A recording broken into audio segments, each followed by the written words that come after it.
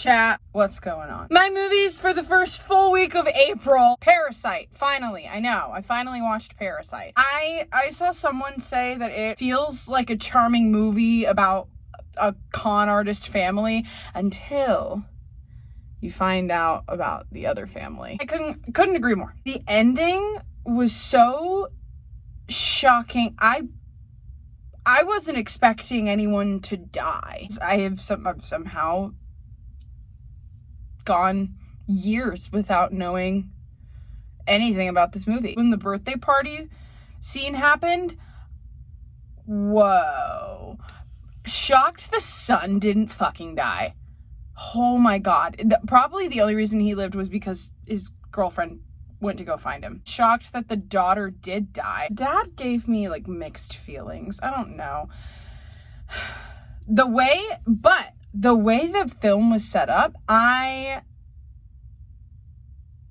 really thought that they had reunited, and they fooled me. They fooled me.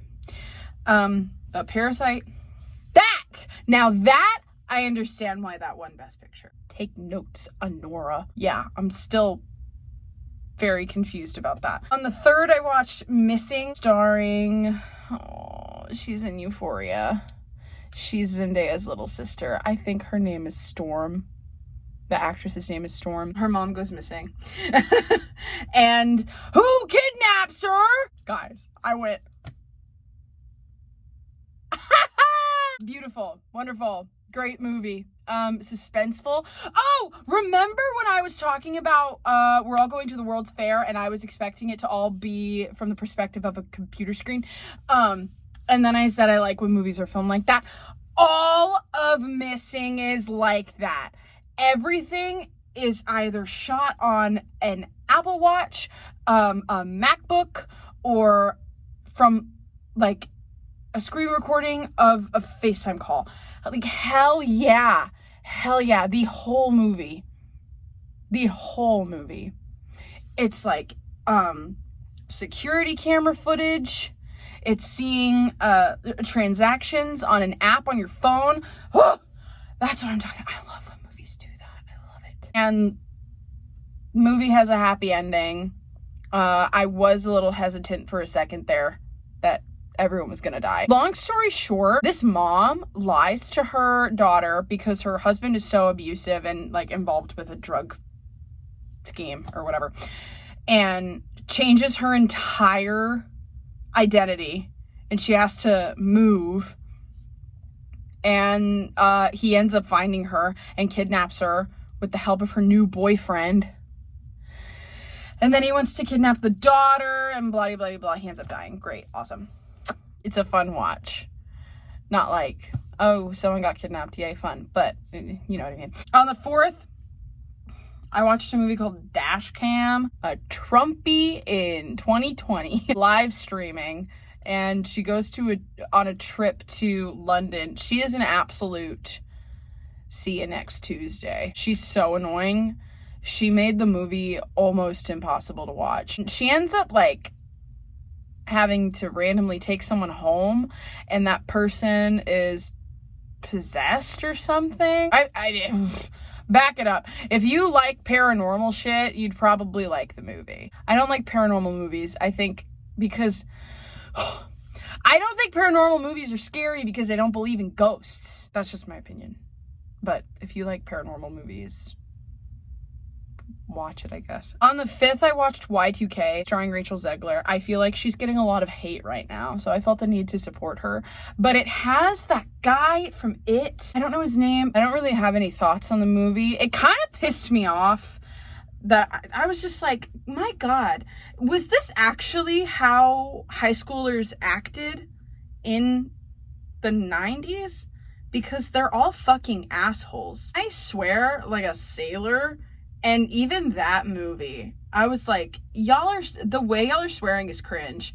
like, it feels like you all learned how to swear yesterday, okay? Shut up. I liked the concept of, the Y2K, technological takeover happening. And I don't know what I was expecting, but It wasn't that. It was funny. And I think Rachel Zegler is a great actress. But even in this, I was like, no one. It was a supremely shit to mid movie. I fucking hate when we are in a place. It doesn't matter where the place is. We could be in Australia. We could be in America. We could be in Japan. We could be in England. We could be in Spain. And everyone has the same accent except for one motherfucker. That one motherfucker pisses me off. What is the reason? There's no reason. Dude, do you know? Listen. I'm from a small town. Guys, don't make me go on my rants about how the media does not know how to fucking paint a small town. I can make a whole video on that. Like, it pisses me off. Albums, musicals, movies, TV shows, they don't know how real small towns work. I'm fucking sorry. There's not gonna be some random fucking New Zealander in this tiny fucking town, okay?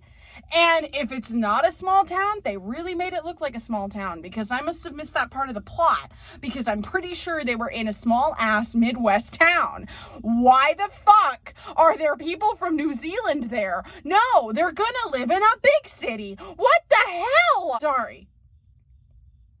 And it would be the same thing. It's the same thing with like a British movie and then there's a fucking random ass American. Like, what the fuck? What the fuck are you doing here? If it's not the main character, especially. Like, if it's the main character and that's part of their plot, then I get it, but you're a rando. It'd be like if fucking in Doctor Who there's an American companion. Like,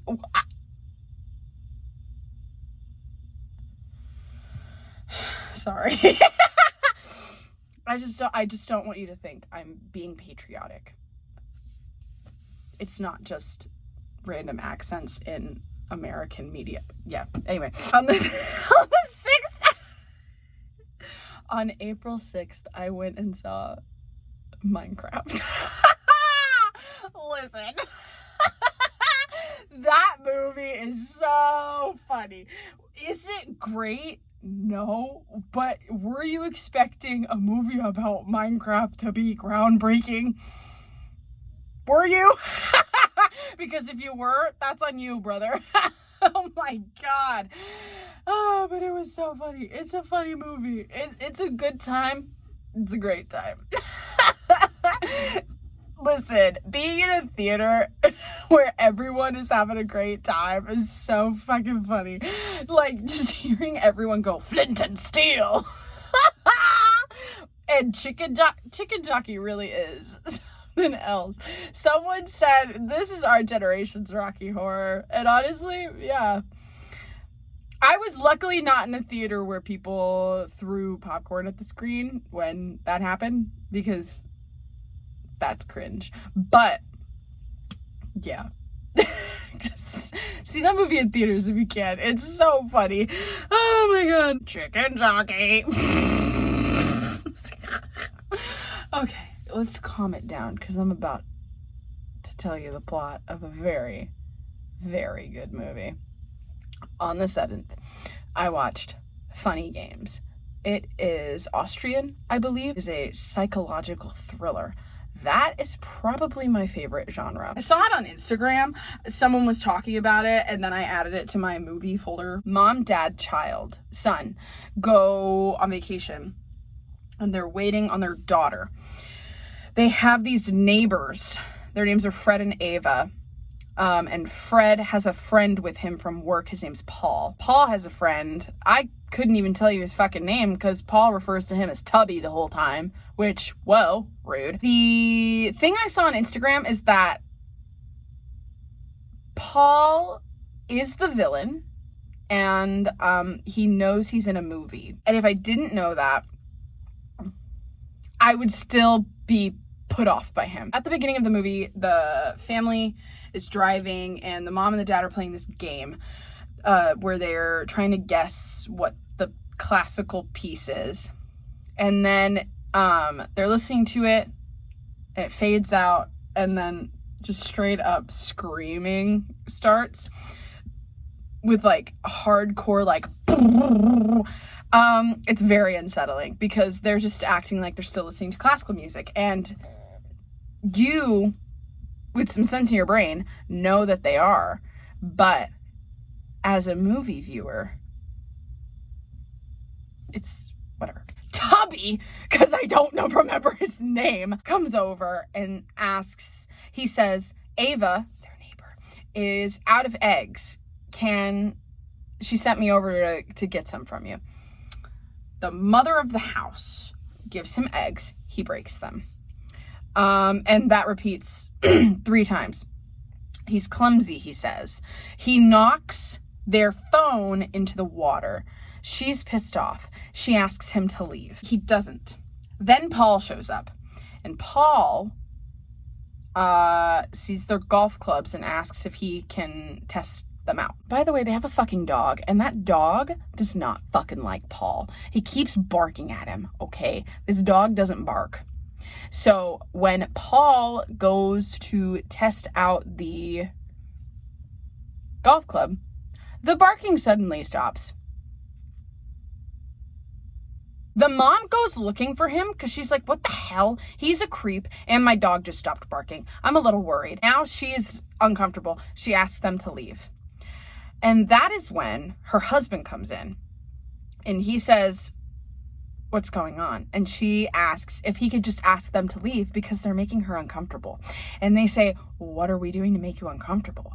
And first of all, fuck you, Dad. Why didn't you just ask them to leave? Why didn't you just listen to your fucking wife, you dickhead? He doesn't ask them to leave. And they take that as an invitation to stay. They end up hitting him in the knee. They fuck up his knee. He can't walk. They hold them hostage, basically. Anytime they try to get up, they hold them down, whatever. They reveal they have a gun. Paul reveals that he has, in fact, killed the dog, but he's not going to tell them where it is. They're going to look for it. Specifically the wife. The wife is going to look for it. This was a fucking German Shepherd. Like, fully fucking grown, huge German Shepherd. And he stuffed it in their car. She opens their car door, and the dog falls limp out. Before she does that, Paul, the shot, if you're looking at the screen, Paul is in the foreground, and the screen is like split, and here's Paul's head, and then the car and the wife are back here, and as she's walking around looking, Paul turns around and looks at the fucking camera and winks. Ah! No! Please stop!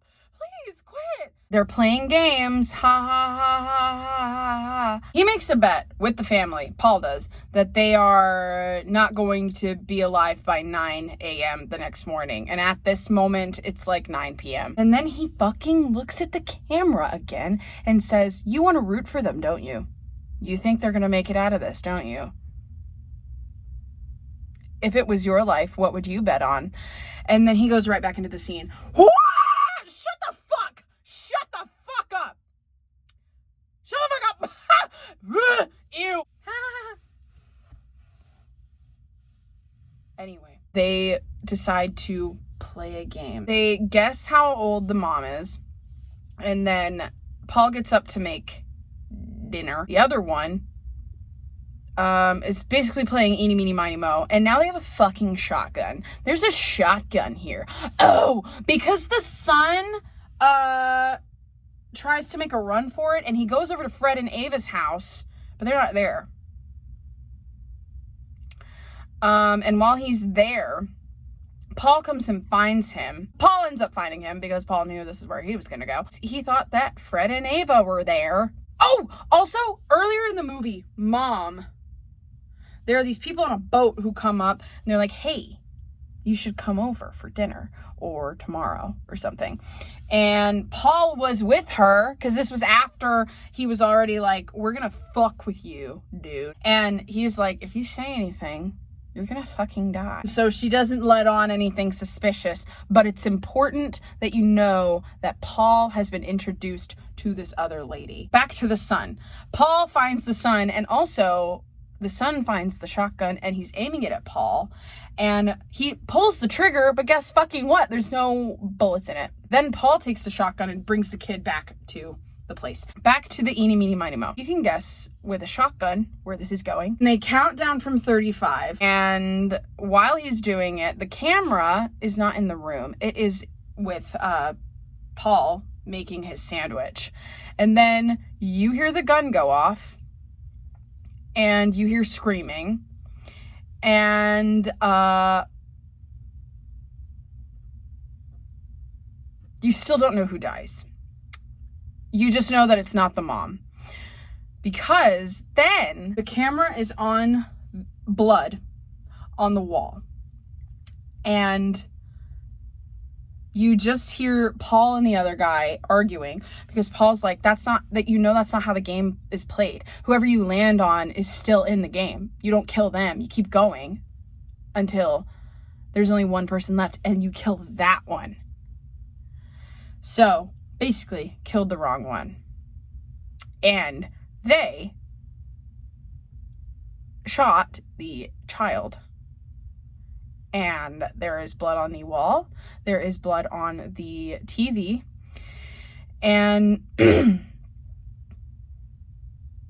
you literally see. Yeah. And they have also discovered that these two guys also killed their daughter, which is why she wasn't there. Anyway, then the camera pans out. And you see the whole room. You see the mom sitting in a chair. She's not moving. You see the dad sitting on the ground, also not moving. And you see the son dead on the ground this entire time. This goes on for 10 minutes of just silence. Until the mom finally gets the courage. By the way, her legs are taped together and her arms are taped behind her back. She turns the TV off because the TV's being loud as shit and it's really annoying. Then she hops over to her husband. Her husband starts scream crying.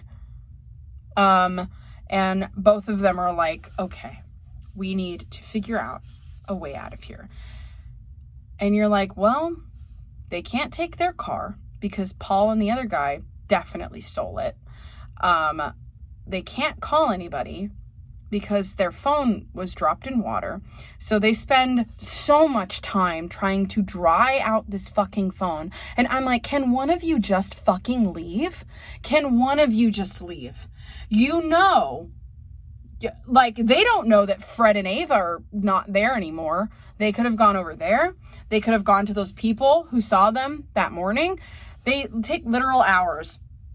And there's a moment she's about to leave and she passes by her dead son's body again. She fucking throws up. It's crazy. Oh my God. Anyway, she ends up leaving. Go fucking figure. She finds out gate's locked too. I don't know how the fuck she got out. I was not paying attention right there, but she gets out of that area and she ends up on a road. And on that road, someone passes her and doesn't help her. And then she turns around and there's just headlights sitting at the end of the road. Go back to the husband in the house. The door opens. And then a golf ball just rolls by. Paul and Tubby are fucking back. They were in the car with the headlights at the end of the road. They play another game with her. And they say, you can choose which of you dies first, your husband or you. Instead of doing that, she grabs the shotgun and shoots the other guy that's not Paul. Paul is like, fuck, no, that's not how this is supposed to go. Where's the remote? Where's the remote? He grabs the remote and presses the rewind button and it plays the scene back until before she grabs the shotgun. No, I don't think that's fucking fair. So the moment before she grabs the gun, he grabs it and he says, I don't think that's a good idea. and then shoots the husband. And then they take her out on this boat, and they're talking about how movies are real and everything that happens in movies happens in real life. It's delusional.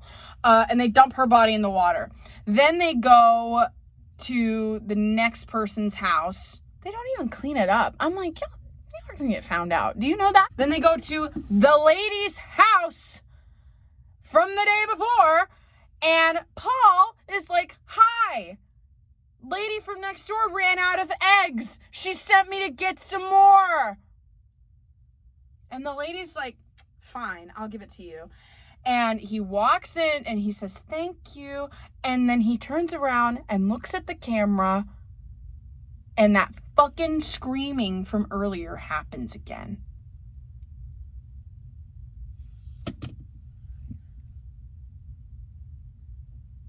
Holy shit.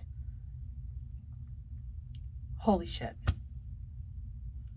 That's how I was left feeling after that movie. Holy shit. On the 8th, I watched Blue Velvet. I'm not going to tell you the plot of Blue Velvet because Blue Velvet did not have me shocked. But let's just say David Lynch and Kyle MacLachlan, I don't know if that's how you pronounce his last name, are a killer duo when it comes to solving a mystery, apparently. But I will say, if you have seen Blue Velvet, this will make sense. And if you haven't, sorry. What the fuck was his deal? What was his name? Jeffrey? Jeffrey, what was your fucking deal? Why did you find it necessary to sleep with Miss Blue Velvet? And also, why'd you lie to Laura Dern? Laura Dern loved you. Why were you double teaming, bro? That pissed me off. But Laura Dern got over it, and now her and Jeffrey are madly in love. Blue Velvet makes sense. Like Eraserhead, I didn't get Eraserhead and why anybody gave a fuck. But Blue Velvet, yeah, I get that one. I understand where we're coming from. Albums. This will be shorter. Albums, I listened to Life's Not Out to Get You by Neck Deep because I remembered that I heard the last 2 songs of their set at When We Were Young Fest. And I liked them, so I listened to it, and it was, I enjoyed myself. No standouts, but I did like it. On the 3rd, I listened to Full Bloom by 311. Y'all, what the fuck? This is who we're endorsing? What the hell was that? I did not like a single song on that album. On the 4th, I listened to Violet by LS Dunes. That's great. That's incredible. That's probably the best band Frank Iero has been a part of besides My Chemical Romance. Violet was really good. Past Lives, however, which I listened to on the 5th, I could have done without. The title song on both albums are probably the best songs on the album, respectively. On the 6th, I listened to Chroma by Cartel. I love Cartel. They're really angry. And oh my God, I've said it before. I'll keep saying it. I love when rock bands or metal bands use orchestras in their albums. I love it. Because yeah, I've said it with Mariana's Trench. I've said it with My Chemical Romance. I've said it with other bands, I'm sure. But I fucking love it. Like, give me a 10-piece orchestra beneath your band. Delicious. On the 7th, I listened to Family Business by Lawrence. Because I'm sorry, y'all are not gonna make me fucking hate that bitch. Gracie, I'm sorry. If you think she's yelling, you're fucking stupid. No, you need to educate yourself on vocal health and what it looks like when someone is straining and yelling, okay? You need to figure it the fuck out because she's not doing that. There is a certain rasp, there is a certain thing that some people can do with their voices while not hurting it. She sounds incredible. You're just fucking jealous. Anyone I have seen say Gracie Lawrence is yelling, and doesn't sound good is bitter. You're either bitter or you're jealous because she sounds great. And I'm sorry you can't sing like that, babe, but it's okay. Bringing down someone clearly more successful than you is not going to make you more talented. Get over it. Who's on Broadway right now? Yeah, Gracie Lawrence. So anyway, that rant is over. Family Business is a good album. It has plot. Liked it a lot. They say some shit where I'm like, okay, you're being painfully Gen Z right now. Please stop. Like, there's a song where they say, Alexa, do this. I'm like, I got past it though. And I do feel the need to comment that I am aware they are R&B and they are white. And I saw a girl talking about this on TikTok saying, do I think Lawrence deserves the hate they get? No. But do I also find it ironic that they are white dominating in a black genre? Yes, I do. And I also think it's ironic. At least they're not bad and succeeding at it. You know what I'm saying? It's like Adele. It's like when Adele won the Grammy over Beyonce. It's like you couldn't be mad about it because it was still good. You know? Anyway, I should note that the person that said that was a black woman in R&B music. Not me, but I do agree with her. On the 8th, I listened to Vamp by Magnolia Park. I have heard a few songs by Magnolia Park before, and I thought they were good, and this was no different, and you'll never guess they also use orchestras in their music. Ha ha ha ha. And they're screaming the whole time. So yeah, that's it for this week. I wish you could see the cool part of this shirt. Guys, I don't know if you've noticed. Every week I'm wearing a different My Chemical Romance shirt. Just to prove to the people how many My Chemical Romance shirts I own. I don't typically wear white My Chemical Romance shirts because I don't typically wear the color white. But check out the back of this baby. Woo! Isn't that cool? We had a mid to good week. I don't think we'll ever have a fully good week. Let's be fucking clear. I don't think we'll ever have a fully bad week. But if we have a great week, then I'll be pleased. I'll see you Saturday. Goodbye.